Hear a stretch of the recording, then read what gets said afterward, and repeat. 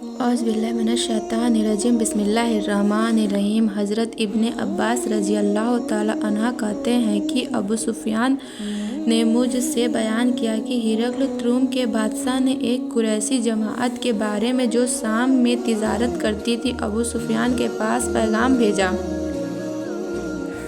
उस ज़माने में रसूलुल्लाह सल्लल्लाहु अलैहि वसल्लम और अबू सुफ़ियान और कुरैश के काफिरों के बीच मुद्दत तय हो गई थी।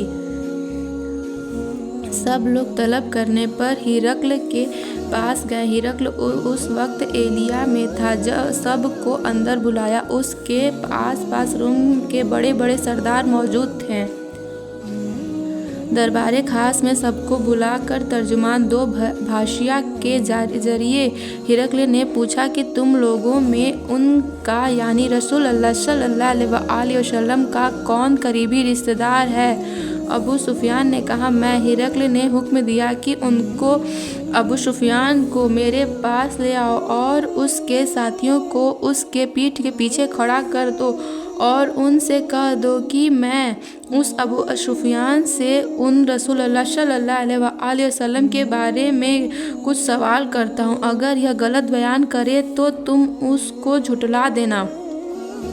अबू सुफ़ियान का कहना है कि अगर उस वक्त मुझे गलत बयानी के इल्ज़ाम का डर न होता तो मैं खुदा की कसम आपके बारे में झूठ बोलता। हिरक़्ल ने सबसे पहले पूछा कि तुम लोगों में उसका नसब कैसा है। अबू सुफ़ियान ने कहा कि उनका नसब अच्छा है। हिरक़्ल ने कहा, क्या तुम में से किसी ने यह इस्लाम की उनसे पहले भी कभी कही है।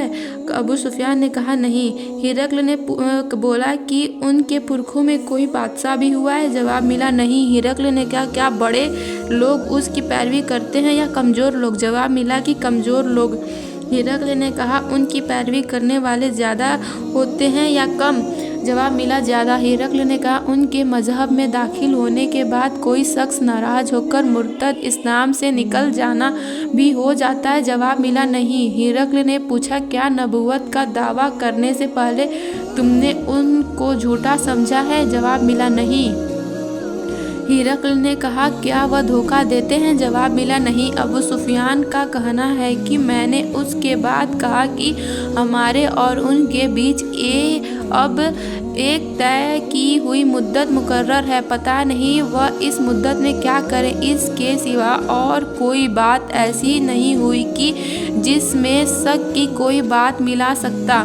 हिरक़्ल ने कहा, क्या तुमने उनसे कभी मुकाबला भी किया है। जवाब मिला, जी हाँ। हिरक़्ल ने बोला, फिर उसका नतीजा क्या रहा। जवाब मिला, कभी वह बाजी ले जाते, कभी हम।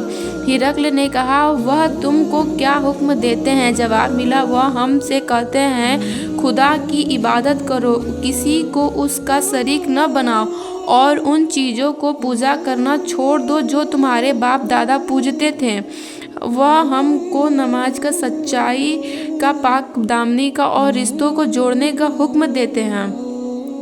हिरक़्ल ने तर्जुमान से कहा, इनसे कह दो कि मैंने तुमसे उनका नसब पूछा तो तुमने कहा वह हमसे नसब वाले हैं। बेशक रसूल अपनी कौम में शरीक होते हैं। मैंने पूछा था कि क्या इससे पहले किसी और ने नबूवत का दावा किया था। तुमने जवाब दिया, नहीं। इसलिए मैं कहता हूँ कि अगर इससे पहले किसी और ने यह दावा किया होता तो मैं यह कह सकता कि इस शख्स ने उस बात को दोहराया है।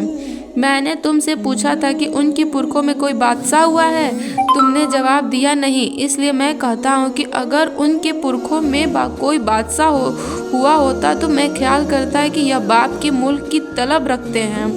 मैंने पूछा था कि इस दावे से पहले क्या तुम उन पर झूठा होने की कोई तोहमत लगाते हो। तुमने कहा, नहीं। इसलिए मैं अच्छी तरह समझता हूँ कि जो शख्स लोगों से झूठ नहीं बोलता वह खुदा की झूठी तोहमत कैसे लगा सकता है। मैंने तुमसे पूछा था कि क्या बड़े लोग उसकी पैरवी करते या कमज़ोर लोग। तुमने कहा, कमज़ोर लोग। रसूलों की पैरवी करने वाले भी ऐसे ही लोग होते हैं। मैंने तुमसे पूछा था कि उनकी पैरवी करने वाले तरक्की पर हैं या कमी पर? तुमने बताया तरक्की पर। ईमान इसी तरह बढ़ता जाएगा यहाँ तक कि पूरा हो जाएगा। मैंने तुमसे मालूम किया था कि क्या उनके मजहब में दाखिल होने के बाद नाराज़ होकर कोई उनके दीन से फिर भी जाता है या नहीं? तुमने जवाब दिया नहीं। तो वाकई ईमान ऐसी चीज़ है, ईमानी खुशी जिसके दिल में जम जाती है फिर नहीं निकलती।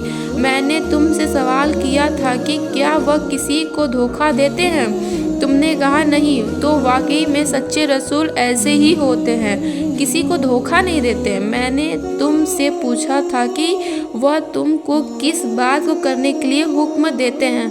तुमने बताया वह हमको हुक्म देते हैं कि एक अल्लाह की इबादत करो, किसी को उसका शरीक न बनाओ।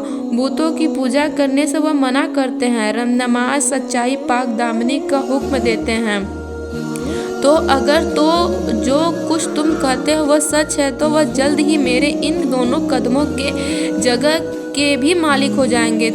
मैं यकीनी तौर पर जानता था कि एक शख्स पैदा होगा, लेकिन वह मेरा यह ख्याल न था कि वह तुम में से होगा। काश मुझे यह मालूम हो जाता कि मैं उन तक पहुंच सकता हूँ तो बेतकल्लुफ़ उनसे नियाज हासिल करता, और अगर मैं उनकी खिदमत में होता तो उनके पाँव धोता। उसके बाद हिरकल ने हुजूर सल्लल्लाहु अलैहि वसल्लम का वह खत मांगा जो वाही के हाथ बसरा के बादशाह, मदीना और दमिश्क के बीच एक शहर है जिसको अबू हुरान कहते हैं के नाम भेजा गया है। उस खत को लेकर पढ़ा।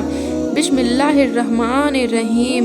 मोहम्मद बिन अब्दुल्लाह की तरफ से जो खुदा का रसूल है, हिरकल रोम के बादशाह के नाम। जो शख्स हिदायत की पैरवी करे उस पर सलामती हो। हम्द के बाद वाज़े हो कि मैं तुमको इस्लाम की दावत देता हूँ। मुसलमान हो जाओगे तो सलामत रहोगे और अल्लाह तुमको दोहरा बदला अता फरमाएगा।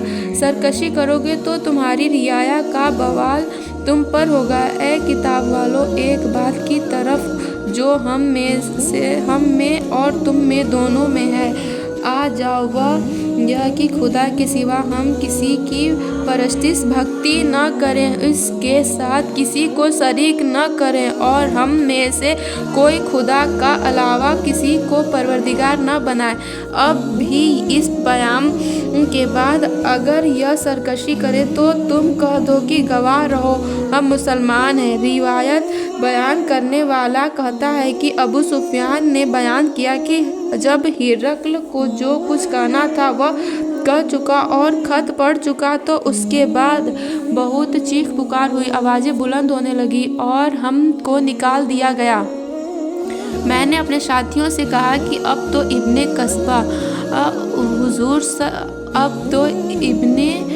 कब्सा हुजूर सल्लल्लाहु अलैहि वसल्लम की कुन्नियत है जो कुफ़ार इस्तेमाल करते थे। अबू कब्सा आपके दादा की कुन्नियत थी की शान बढ़ गई। इससे तो बनी असगर रूमियों की बादशाह भी डरता है। अबू सुफियान का कौल है कि उसके बाद मैं हमेशा यकीन करता रहा कि आप ज़रूर गालिब आएंगे, यहाँ तक कि खुदा ने मुझे इस्लाम में दाखिल किया। इब्ने नातूर जो एलिया का अमीर, हिरकल का वज़ीर और शामी ईसाइयों का पादरी था, उसका कहना है कि हिरकल जब से एलिया में आया है बदबातीन हो गया है। हिरकल के कुछ हुकूमत के मुशीरों ने हिरकल से यह भी कह दिया था हमको तुम्हारी शक्ल भी देखनी नागवार है। इब्ने नातूर कहता है कि हिरकल नजूमी था। जब लोगों ने उससे पूछा तो कहने लगा कि मैंने आज रात जो सितारों को ध्यान से देखा तो मालूम हुआ कि मलिकुत खतना वाले के बादशाह का हुजूर हो गया है। बादशाह के दरबार के लोगों ने जवाब दिया कि खतना तो यहूदी कराते हैं, या उनके अलावा और कोई खतना नहीं कराता, लेकिन आपको उनका कुछ ख्याल करना चाहिए। अपनी सभी अलमदारी के बड़े बड़े शहरों में हुक्म भिजवा दिए कि जहाँ जहाँ यहूदी हो कत्ल कर दिए जाए। ये लोग इस बातचीत में लगे हुए थे कि गशान के बादशाह का एलची हिरकल के पास आया और आकर रसूलुल्लाह सल्लल्लाहु अलैहि वसल्लम के ज़ुहूर की खबर दी। हिरक्ल ने सब हालत पूछने के बाद हुक्म दिया कि जाओ मालूम करो कि उनका खतना किया हुआ है या नहीं। लोगों ने पता लगाया तो मालूम हुआ कि खतना कराए हुए हैं। फिर हिरक्ल ने आम अरबों के बारे में पूछा तो मालूम हुआ कि वे भी खतना कराते हैं। हिरक्ल कहने लगा कि यही इस कौम के बादशाह हैं। इसके बाद हिरक्ल ने रूमिया के हाकिम को आपके बारे में लिखा और खुद हम्स रवाना हो गए। रूमिया के हाकिम भी नुजूम में हिरक्ल के दरबार ही था। हम्स पहुंचने से पहले रूमिया के हाकिम का जवाब आ गया, जिससे मालूम होता था कि वह भी हिरक्ल के ही ख्याल का है और उसको भी यही रहा है कि आप नबी हैं और आपकी ज़ुहूर हो गया। उसके बाद हिरक्ल ने रोम के सभी बड़े बड़े लोगों को हम्स के शाही महल में बुलाया और दरवाजे के रास्ते बंद करके मुंह खिड़की से निकाल कर कहने लगा, ए रोम के गिरोह, क्या तुमको भलाई के रास्ते की ख्वाहिश है? क्या तुम चाहते हो कि तुम्हारी सल्तनत कायम रहे?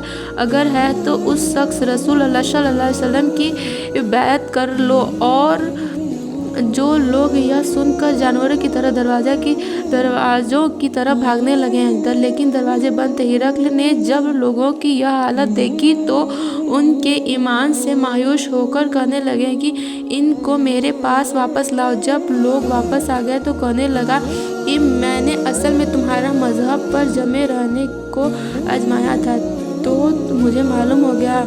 लोगों ने यह सुनकर सजदा किया और हिरक्ल से खुश हो गए। हिरक्ल की यह आखिरी हालत थी। बुखारी शरीफ हदीस नंबर 7।